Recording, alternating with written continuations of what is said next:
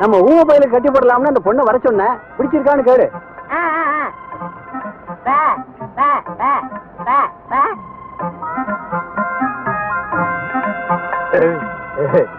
பொண்ண பிடிச்சிருக்கான்.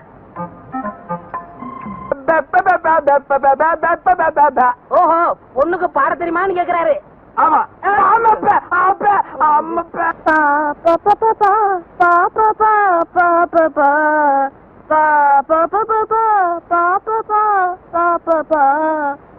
என்னடா யோசிக்கிறான்?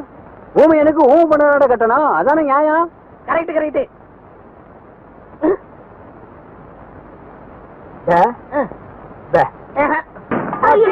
ஒன்னு உரிச்சிட மாடு.